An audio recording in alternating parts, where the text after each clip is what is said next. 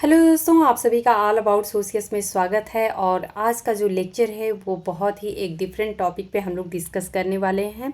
ये आप ही लोगों की डिमांड पे मैं ये लेक्चर प्रारंभ की हूँ। तो आप लोगों का ये डिमांड था कि मैम आखिर में जो कोट होते हैं, कथन होते हैं विचारकों के, वो कहाँ से हम प्रिपेयर करें। इसके लिए मुझे ऐसा लगा कि मेरे पास एटलीस्ट जितने कलेक्शन हैं, जो भी बुक्स हैं या फिर जो भी PYQ हैं हमारे अन्य जो एग्ज़ामों के, चाहे वो UGC नेट का है, GDC का है या PGT का है, अलग अलग जो एग्ज़ाम्स के PYQ हैं हमारे पास कथन से रिलेटेड, उसको हमें डिस्कस करना चाहिए। या फिर जो अन्य किताबों में हमारे पास जो कोट दिए गए हैं वो हमें डिस्कस करना चाहिए। तो ये एक आप लोगों के लिए कलेक्शन हो जाएगा जो कि आप लोगों के एग्ज़ाम को मुझे लगता है कि काफ़ी कुछ हेल्प कर देगा। तो हम लोग जो एक कथन है, इसमें एक एक लेक्चर में 20-20 कथन को डिस्कस करेंगे, क्योंकि बहुत ज़्यादा अगर लेंदी हो जाएगा तो समझना भी मुश्किल हो जाता है। कोट एक ऐसा पॉइंट होता है जिसमें हमें हर एक कथन को याद करना पड़ता है। तो इसलिए अगर एक लेक्चर में 20 कथन भी आते हैं, 20 कथन में हो सकता है कि 1-2 कथन आप लोगों को, या 4-6 कथन भी, या 10 कथन भी आप लोगों को पता हो, तो एक रिवीजन भी आप लोगों का हो जाएगा। और साथ ही साथ आप लोग अपने आप को भी चेक कर लेंगे कि हाँ, जो हमारी कितनी प्रिपरेशन है, और जो नहीं आ रहा है उसको भी आप लोग प्रिपेयर कर लेंगे। साथ ही ये भी मैं कहूँगी कि जो मैंने आज का लेक्चर प्रिपेयर किया है उसमें सबसे पहले कोट आएगा।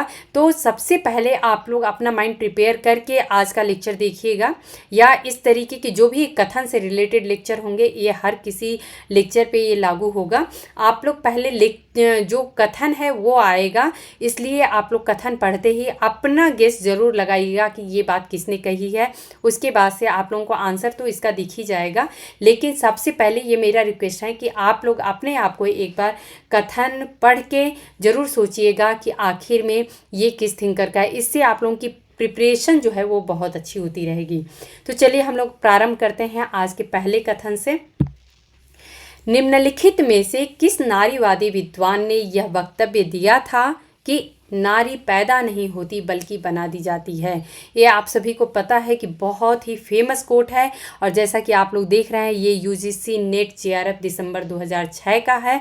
करेक्ट आंसर इसका सिमोन डी बूवार है। ओके, अगला कोट देखते हैं।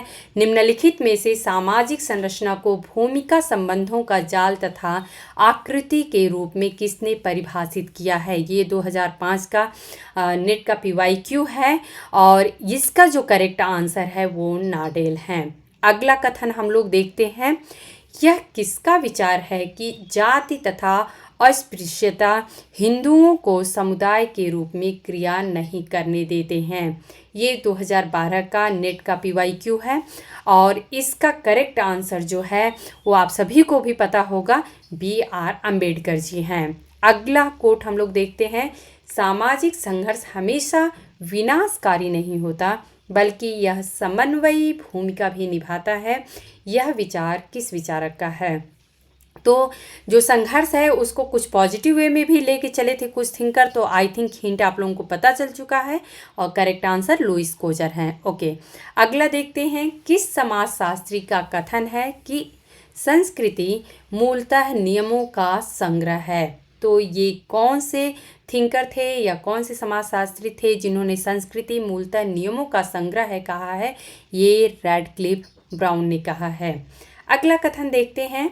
किसने कहा सभ्यता सदैव आगे बढ़ रही होती है परंतु संस्कृति नहीं। तो सभ्यता को इन्होंने माना था कि हमेशा आगे को बढ़ती है, लेकिन संस्कृति वहीं की वहीं रहती है। और ये एक बहुत ही फेमस कोट है, इसको मैकाइवर ने कहा है। अगला कोट देखते हैं। कौन वाद विवाद करते हैं कि प्रस्थिति समूह पारंपरिक हिंदू समाज की जाति प्रणाली में अपने सर्वाधिक विकसित रूप में पहुंच जाते हैं। तो ये एक बहुत ही इम्पॉर्टेंट कोट है, इम्पॉर्टेंट थिंकर का। ये मैक्स वेबर ने कहा है। अगला कोट देखते हैं। दंड अपराध की सामाजिक प्रतिक्रिया का रूप है। ये कोट बहुत छोटा सा है लेकिन बहुत ही इम्पॉर्टेंट कोट है और इसको आप लोग अलग अलग तरीके से भी कोट को पाएंगे, हम लोग आगे भी डिस्कस करेंगे। ये कोट जो है वो इमाइल दुर्खिम के द्वारा कहा गया है। अगला कोट देखते हैं। विवाह बच्चों के प्रजनन एवं रख रखाव हेतु एक समझौता है। तो एक कॉन्ट्रैक्ट माना गया है मैरिज को, ये आप सभी को पता भी होगा। और ये थिंकर जो हैं ये मैलिनोस्की हैं। तो आप सभी को पता है कि मैलिनोस्की ने कहा है कि विवाह जो है वो बच्चों के प्रजनन और रख रखाव के लिए एक कॉन्ट्रैक्ट होता है। ये बहुत ही इंपॉर्टेंट कोट है कि जातियों में ऊर्ध्वाधर एकता पाई जाती है। बहुत ही इंपॉर्टेंट, बहुत ही फेमस कोट और ये एक इंडियन थिंकर का कोट है और ये थिंकर हैं M.N. श्रीनिवास। अगला कोट हम लोग देखते हैं। निराशाजनक स्थिति उद्देश्यों और उन्हें प्राप्त करने के उपलब्ध विधि संगत साधनों के बीच समानता या विच्छिन्नता है। तो ये जो कथन है ये सेम यही कथन को कई थिंकर ने कहा है। यहाँ पे हम आप लोगों को ऑप्शन दिखा रहे हैं, दुर्खिम, मर्टन और पार्सन्स, इन तीनों ने इस पे सहमति दिखाई है। सामाजिक संरचना अपने आप में एक वास्तविकता है। एक बहुत ही छोटा सा कोट है लेकिन अपने आप में ये एक बहुत ही महत्वपूर्ण कोट है और इसको कहा है S.F. नाडेल ने। अगला कोट देखते हैं। सामाजिक संरचना सामाजिक अंतःक्रिया की एक स्थायी व्यवस्था है। सामाजिक संरचना को किसने सामाजिक अंतःक्रिया की एक स्थायी व्यवस्था कहा है? ये आप सभी को ये कोट पता भी होगा, हालांकि ये बहुत ही इंपॉर्टेंट कोट है और ये टालकट पार्सन्स के द्वारा कहा गया है। अगला कोट देखते हैं। अपने सदस्यों की वास्तविक समानता के साथ अस्तरित समाज मिथक है जो कि मानवता के इतिहास में कभी नहीं प्राप्त किया गया। ये जो एक इम्पॉर्टेंट कोट है ये सोरोकिन के द्वारा कहा गया है। हम लोग अगला कोट देखते हैं।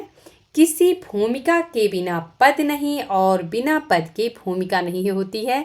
ये बहुत ही ज़्यादा इम्पॉर्टेंट कोट है, न जाने कितनी परीक्षाओं में पूछा गया है और थिंकर्स भी आप सभी को पता होंगे। राल्फ लिंटन ने 1936 में जो कुछ स्टडी ऑफ मैन करके बुक है उसमें इन्होंने इस कोट को कहा है। अगला कोट देखते हैं। सामाजिक संगठन सामान्य इकरारनामा है। ये भी अपने आप में एक यूनिक कोट है, इम्पॉर्टेंट कोट है और आप सभी देख रहे हैं कि ये सब नेट के PYQ है। ये कोट अगस्ट काम्टे के द्वारा कहा गया है। भारतीय समाज में परिवर्तन को उसकी परंपराओं के अध्ययन द्वारा भी समझा जा सकता है। तो ये भी नहीं होगा बल्कि आई थिंक होगा अध्ययन द्वारा ही समझा जा सकता है। तो परंपराओं की बात DP मुखर्जी ने की है। अगला कथन देखते हैं। दंड अपराध की सामाजिक प्रतिक्रिया है। यह न केवल अपराध के आपराधिक या सामान्य भयोपरीत के लिए प्रतिशोध का कार्य करती है परंतु वो आपराधिक गतिविधि पर आपत्ति भी बनाए रखती है। और मैंने कहा था कि ये कोट ऑलरेडी हम लोग डिस्कस कर चुके हैं। दंड अपराध की सामाजिक प्रतिक्रिया है, सिर्फ इतना भी पूछा गया था। तो ये कोट इमाइल दुर्खिम का है, आप लोग ध्यान रखिएगा। अगला कोट देखते हैं। जो व्यक्ति किसी भी प्रकार के तथ्यों को वर्गीकृत करता है, जो परस्पर संबंधों को देखता है और उसके अनुक्रम में वर्णन करता है, वैज्ञानिक प्रणाली को लागू कर रहा है और विज्ञान का व्यक्ति है। ये कथन कार्ल पियर्सन के द्वारा कहा गया है। ये अपने आप में एक मोस्ट इम्पॉर्टेंट कोट है।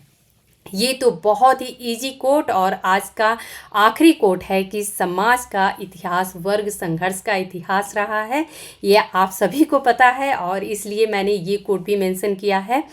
ये कोट जो है वो कार्ल मार्क्स के द्वारा कहा गया है। तो ये सभी को आप सभी को ये कोट जो है वो पता है।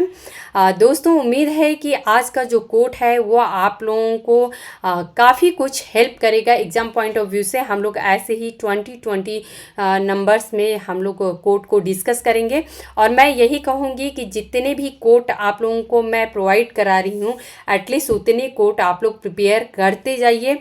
इसमें से की टर्म्स खुद निकाल पाएंगे कि हाँ इसमें क्या की टर्म हमें अलग से मिल रहा है। जस्ट उसको आप लोग समझिए, उसको नोट करिए, आगे थिंकर्स का नाम लिखिए। ऑलरेडी मैं इन सब पे डिस्कस कर चुकी हूँ कि कैसे आप लोगों को नोट्स बनाने हैं। तो कोर्ट के मामले में जैसे कि अभी समाज का इतिहास वर्ग संघर्ष का इतिहास रहा है, तो सिर्फ आप लोगों को इतना पता है कि वर्ग संघर्ष का इतिहास की बात कार्ल मार्क्स ने की है। तो आप लोगों को इसी तरीके से अपने जो कथन वाले पोर्शन हैं उसको आप लोगों को तैयार करना है।